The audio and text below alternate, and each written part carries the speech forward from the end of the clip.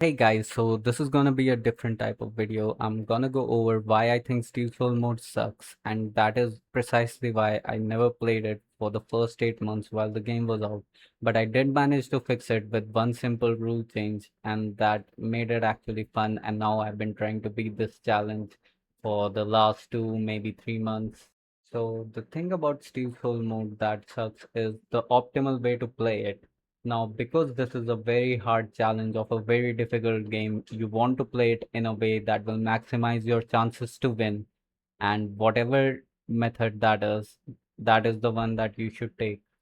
So here's step one. You beat Moss Mother, you beat Bell Beast, and then you go to the Marrow, and then you pass through that, and then you get to Deep Docks, and then you collect Swift Step, and that is step number one. Step number two is that you beat the Scar Guard in Marrow, and then you get into the Hunter's Marsh, and then you go up to this vendor after beating Chakra Gauntlet, and then you buy the Fractured Mask. So step three is whenever you think you're low, you hit start, you press save and quit, and then you spawn back at the last bench that you rested on. Now, what is low can be different based on the circumstances. Let's say that you're in a situation in a boss fight and you're at one, maybe two masks, maybe three. So you can just save and quit here.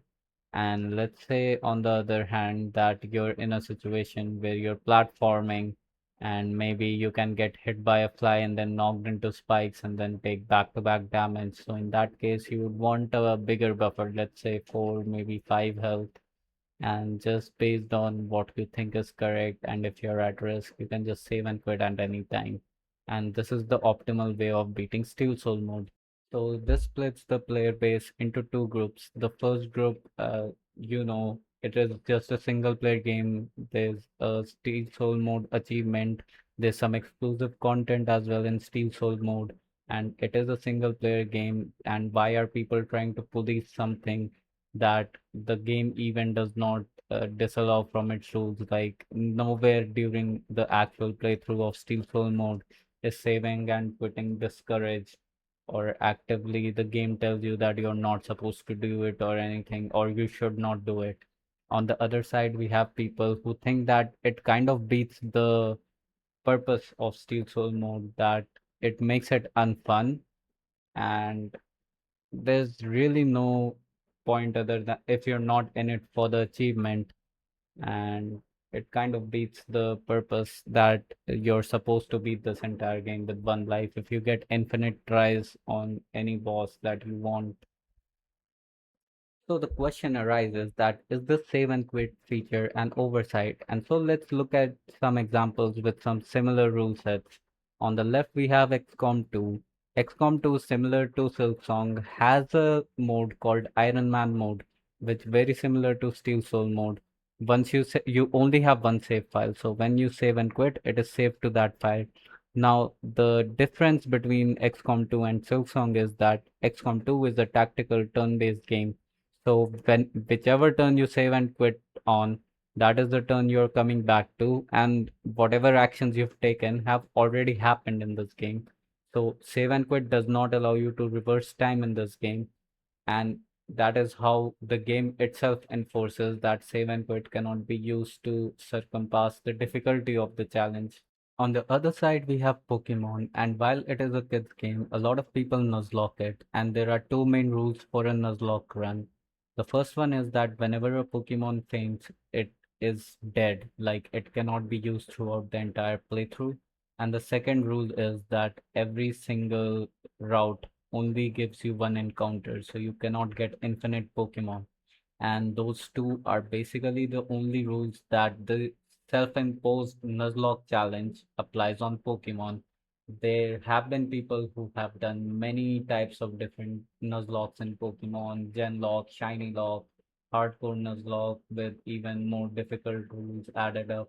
So there's a ton of self-imposed challenges that are done in Pokemon, and Nuzlocke is one of them. Now, Pokemon by itself does not support Nuzlocke. However, we can still look at save and quit and see that you cannot save in a Pokemon battle po in Pokemon. Like you save before and you save after. And if you actually want to retry a battle, you have to reset your hardware in the middle of the fight. So it is generally looked down on to reset in the middle of a fight during a Nuzlocke. So the main reason why I brought these two challenges up was because it works really well in their context. Save and quit in both these games does not allow you to actually game the system. However, you cannot do a similar thing in silksong, and I don't think it's an oversight. Imagine you're fighting Probio or you're fighting the last judge, and then the game you save and quit because something came up, and now 1 hour later you go back into the game and the last judge or Probio just start throwing bombs instantly and you die, and that would be a very, very unfair way to lose a Steel Soul run. So I think that this is there because there's just no better solution to this problem of saving and quitting in an action game like Silksong and Steel Soul mode. Ultimately, I don't think it matters how anyone beat their Steel Soul run, and I think it's a pointless debate at the end of the day. However, on this slide itself, we have a solution for these two very different experiences that people go through with the Steel Soul mode, and that is with Pokemon.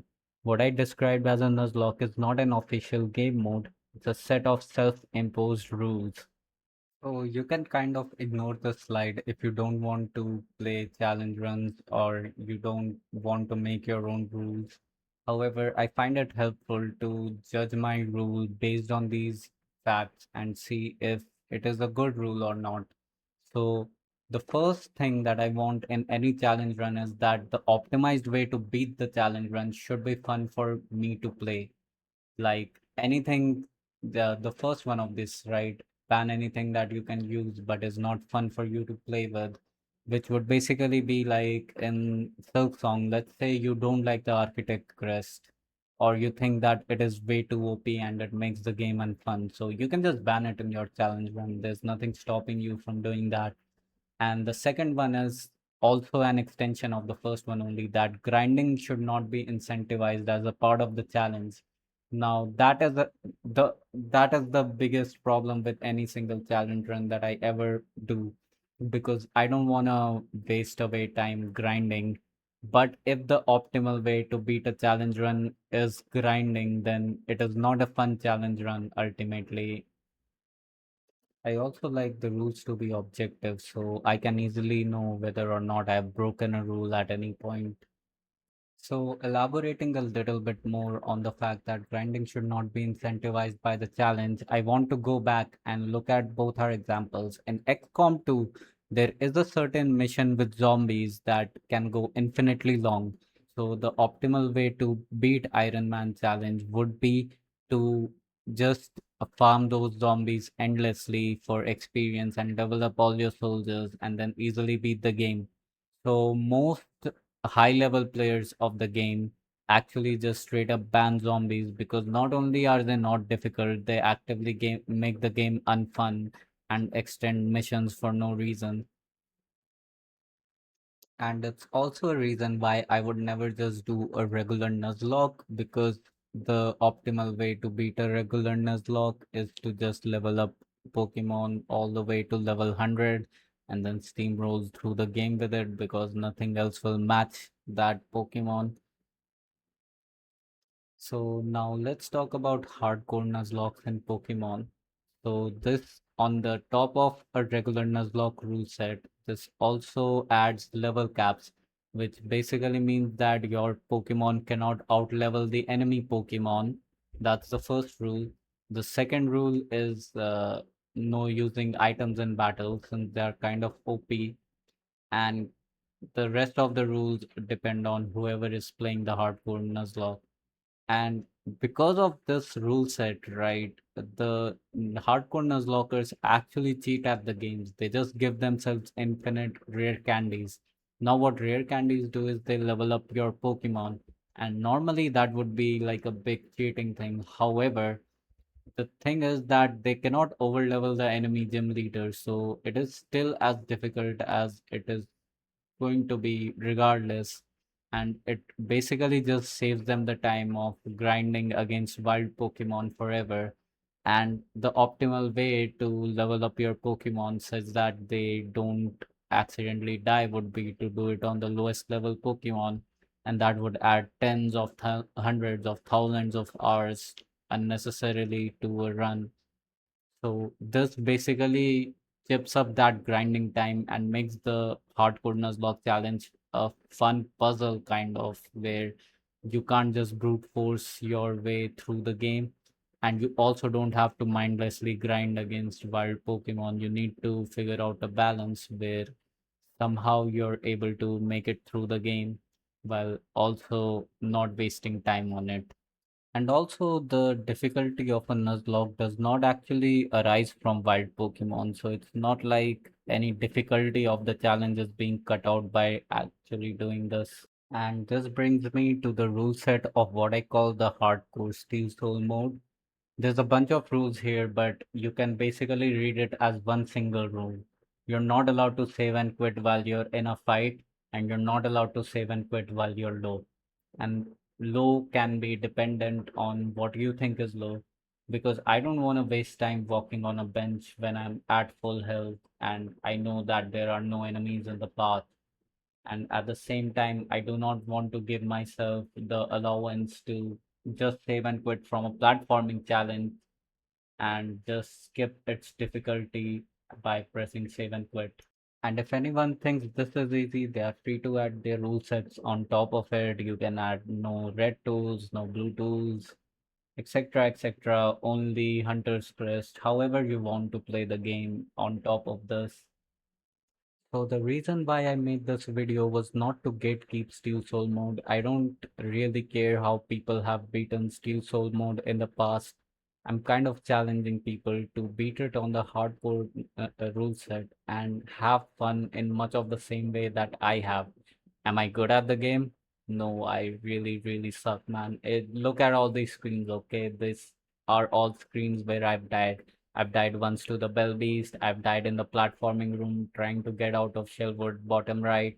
I've died to the Beast Fly an uncountable number of times. I've died to the Phantom in the Mist. I've died to the Widow once. I've died to Moonwing twice. I've died in the Chakra Gauntlet.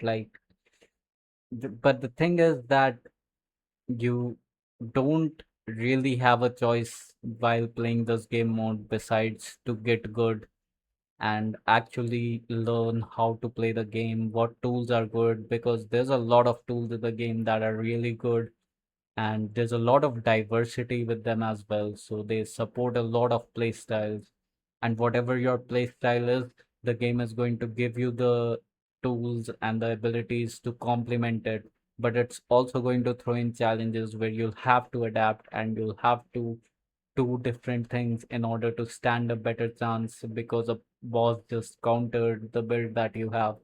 So you need to come up with an alternate strategy, and it's been just so fun going through the entire game and all of this. So I put up some fights here on the screen, and they are generally agreed to be difficult by the community. The Last Judge, Growl, Unraveled, and Chakra is a non-mandatory fight, but she is very difficult to fight. And I've also put up some of the counters that these big enemies have. You can counter the Last Judge with Magma Bell. You can bring Bolt Spear against Growl the Great. You should bring Cog Flies in the fight against Chakra because none of the tools can hit her and she's very fast and she teleports.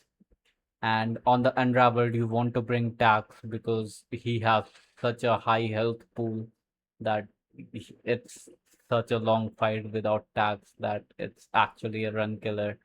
And lately, my win rate in these fights, I've never died to Growl even once. I've never died to Chakra, although she doesn't kill you, but she's not even beaten me. I died to Last Judge 3 times earlier when I was learning to play still, but I've not died to the Last Judge in a really long time. And although Unraveled is a difficult fight, I've never died to it once, even though I've died to so much stupid stuff in Act 1.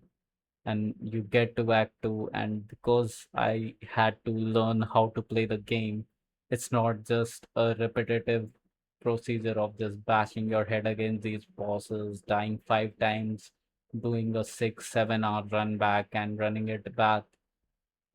Once you actually have to learn how to counter all these different fights. The chakra fight I had never even done in my casual playthrough, and yeah, it just goes to show you kind of have to learn how to play this game, and that's what I really love about it.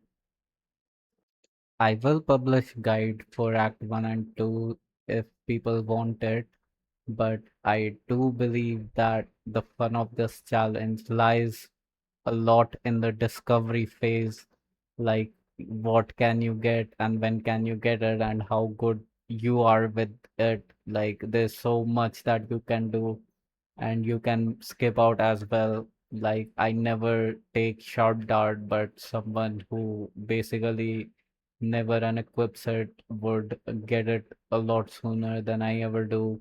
And there's a bunch of skips and stuff you can do as well, which make this game so fun to play. And yeah, there's a lot of fun to be had in the discovery part of it, where you just go around, you experiment with different things, and you slowly learn how to not die in every room. And which is this is why I want people to play the game with this rule set, because I've had a lot of fun and I'm definitely gonna beat this challenge sooner or later.